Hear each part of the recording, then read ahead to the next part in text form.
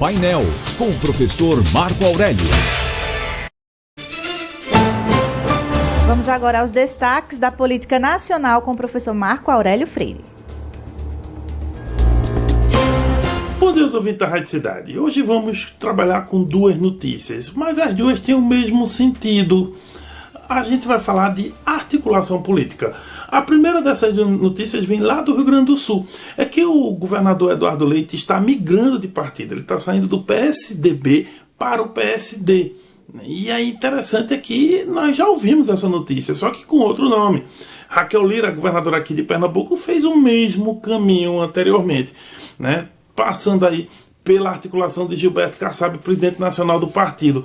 Agora, os motivos de Raquel e de Eduardo Leite, embora os caminhos sejam os mesmos, os motivos são bem diferentes. No caso de Raquel, ela precisava de uma sigla que estivesse na base do governo Lula. E o PSD tem ministros lá na esplanada, inclusive um pernambucano, André de Paula.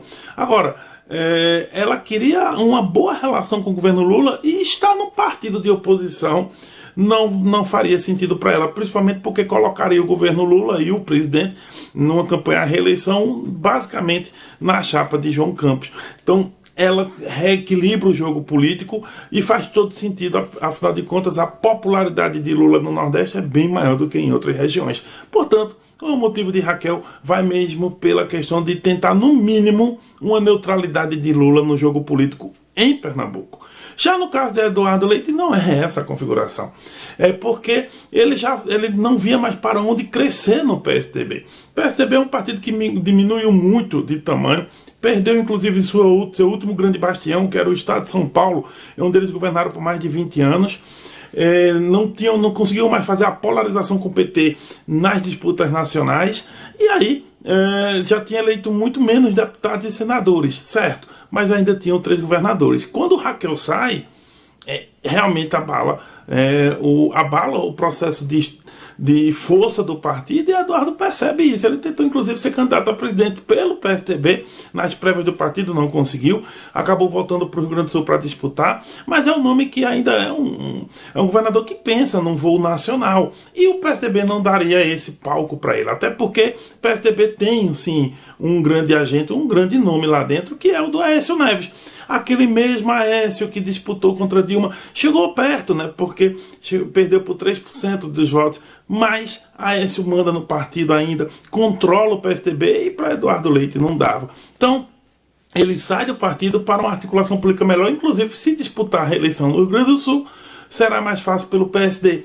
E aí, quem é o grande vencedor? Bem, o derrotado disso é o PSDB, claro. O partido vai diminuindo, elegeu 3 governadores, também tem o Eduardo Riedel do Mato Grosso do Sul, mas está minguando, né? Tem agora apenas um governador, vamos ver se ele fica ou não. Agora, o PSD de Kassab vence. Vence porque Kassab já fez mais de 800 prefeitos, o partido que mais fez prefeitos na última eleição, deve fazer uma grande bancada da Câmara e do Senado, tem presença no Ministério de Lula, e também o próprio Kassab é secretário de articulação do Tarcísio de Freitas, que pode ser adversário de Lula.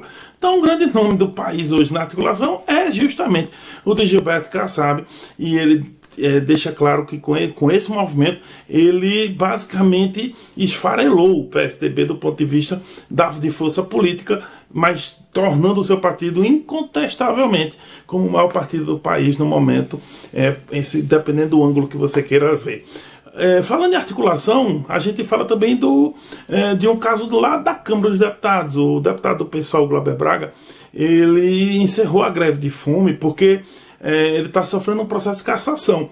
Lá na Comissão de Ética da Câmara ele perdeu por 13 votos a 5. Estava em greve de fome há 8 dias, mas uma articulação de Sâmia Bonfim, deputada do PSOL, e também do Lindeberg Farias, que é líder do governo na Câmara dos Deputados, é do PT, conseguiram dar mais tempo a ele. Então o que vai ocorrer? Terça-feira ele vai apresentar recurso nessa mesma comissão. Se perder de novo, e deve perder,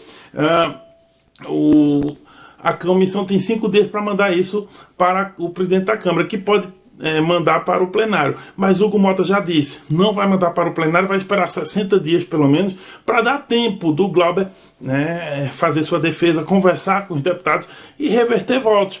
Porque nesse momento a tendência é muito mais de cassação dele. Porém, com esse tempo é possível que aí ele articule para evitar, né, a sua cassação. Então ele encerrou a greve de fome, passou 8 dias lá numa das salas da Câmara dos Deputados, né, no plenário por ali, e agora ele vai para a articulação para salvar o seu mandato.